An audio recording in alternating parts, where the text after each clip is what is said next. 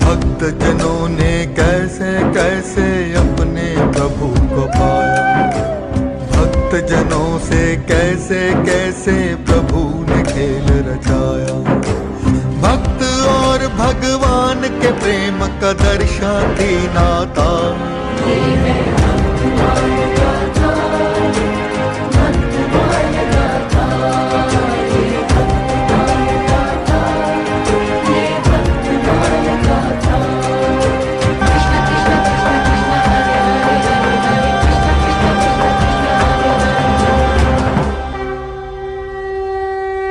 राम कृष्ण हरि बोल, राम कृष्ण हरि बोल, राम कृष्ण हरि बोल,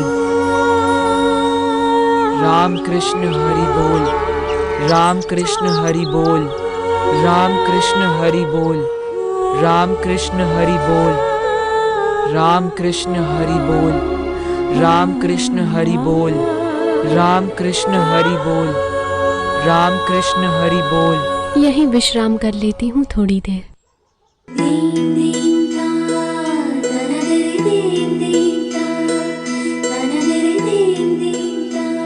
ये कौन माता है? मुझसे तो सब दूर भागते हैं। चलते चलते थक गई। अरे पुत्र, बैठो ना।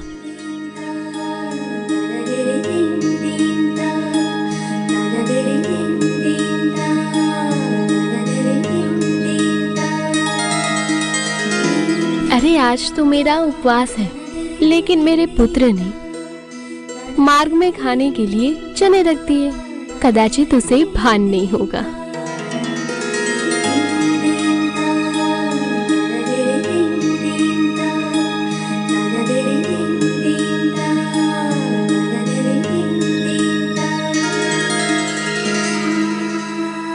तुम खाओगे? किंतु आप भूखी होंगी माता। आप क्या खाएंगी? स्वयं भूखा है, किंतु मेरी भूख की चिंता कर रहा है। आप क्या सोच रही हैं माता? पुत्र, मेरे तो ये किसी काम के नहीं है। मैंने खा नहीं सकती। तुम ही रख लो। जब तुम्हें भूख लगे तब खा लेना। परंतु माता, आप क्या खाएंगी? मैं उपवास में कुछ नहीं खाती। यदि मार्ग में भूख लगी तो फलाहार कर लूंगी। वैसे तुम्हें देख के प्रतीत हो रहा है कि तुम भूखे हो।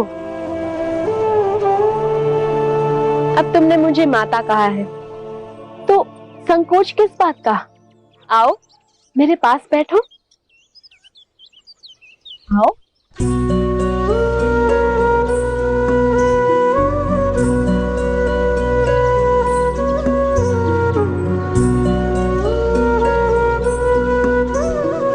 मुझसे कैसा संकोच?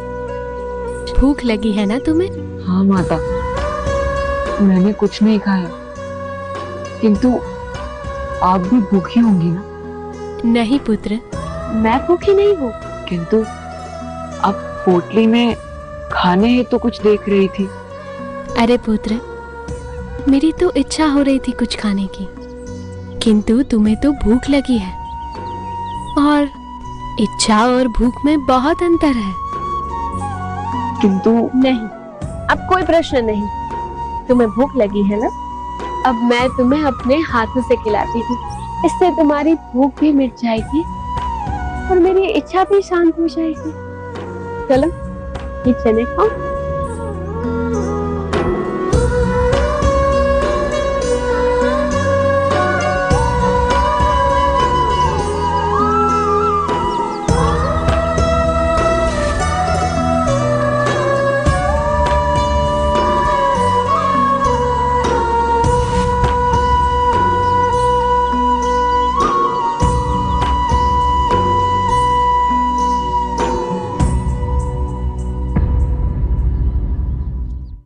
परम कृपालु वे श्री सद्गुरु भगवते नमो नमः।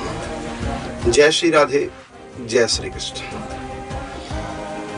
कर्पूर गौरम करुणावतारम, भगवान शिव की अहेतु की कृपा, अयाचित कृपा गोस्वामी तुलसीदास जी के ऊपर बरसी।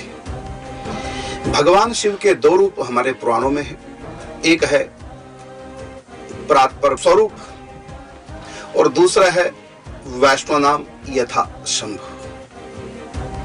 और गोस्वामी तुलसीदास जी तो कहते हैं सेवक स्वामी सखा सिया पीक है।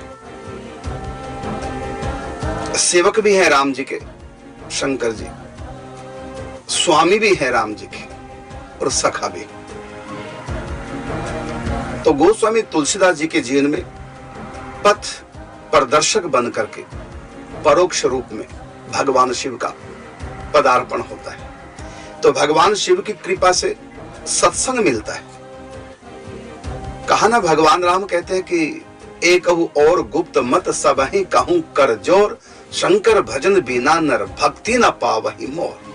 भगवान शिव के पास रामकृष्ण नारायण के भक्ति के खजाने की चाबी है और इसको सब नहीं जानते। इसलिए भगवान ने कहा, राम जी कहते हैं अपनी प्रजा को, और एक गुप्त मत सबहि कहूं कर जोर। ये गुप्त बात हर व्यक्ति नहीं जानता।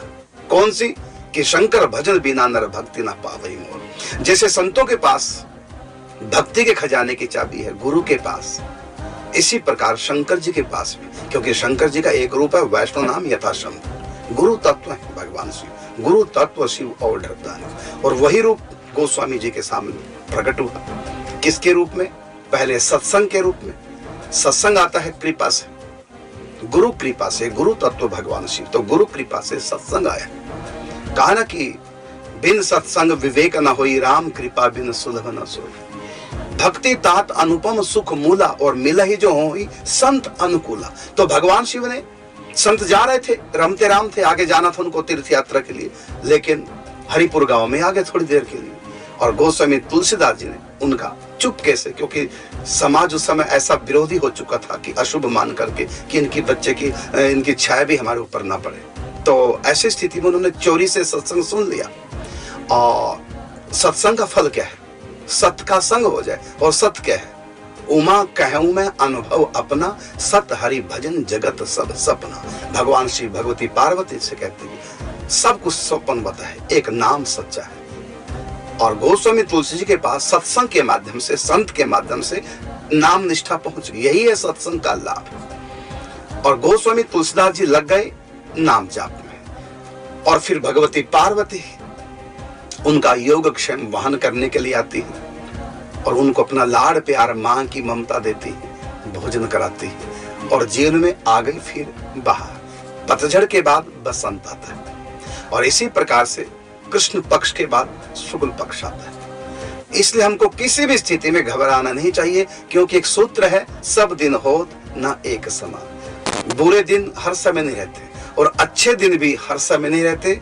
परिवर्तन प्रकृति का, संसार का नियम है। तो गोस्वामी तुलसीदास जी के ऊपर भगवान शिव, कौन से भगवान शिव? क्योंकि उनकी बहुत रूप है भगवान शिव के। एक तो परात्पर ब्रह्म ही है भगवान शिव, स्वयं श्री कृष्ण का दूसरा रूप है भगवान, कोई अंतर नहीं। यो वै विष्णु स वै रुद्रो, यो रुद्र सा पितामह, एको मूर्ति स्त्रियो देवा, रुद्र विष्णु पितामह। ये देखने में अलग अलग लगते हैं, हकीकत में जब झांकेंगे हम भीतर तो पता चलेगा जो विष्णु है वही भगवान शिव है। 10 नाम अपराधों में एक अपराध है परमात्मा के किसी भी रूप में हम भेद न करें। यदि कर रहे हैं तो एक बहुत बड़ा अपराध है। तो भगवान शिव किस रूप में आए? गुरु के रूप में आए। और ये हमारे अपने जीवन का अनुभव है।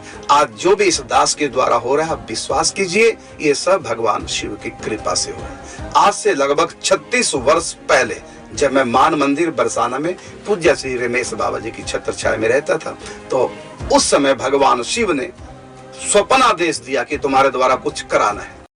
पूरी बात जो है मैं उस समय समझ नहीं पाया। मैंने उसी समय अपने गुरु भाई को बताया, भगु स्वरूप जी को, जो इस समय बरसाने में निवास कर रहे हैं। और फिर 2-3 दिन के बाद मैं पंडित जी के पास यहाँ गोवर्धन में आया और उस समय मैंने बात की कि ऐसे ऐसे स्वप्न आया, तो उन्होंने कहा आप शिव की आराधना करो, कुछ आप कुछ समझे कुछ नहीं समझे वो भी भगवान शिव की कृपा से समझ में आ जाएगा। फिर ब्रजेश्वर महादेव की मैंने साधना प्रारंभ की है और गुरु बन करके, पथ प्रदर्शक बन के किस प्रकार से भगवान शिव हमारे जीवन में आए, तो ये मेरा अपना भी अनुभव है। और गोस्वामी तुलसीदास जी को और मेरी बात यहाँ बिल्कुल सेम मिल रही। कौन सी बात?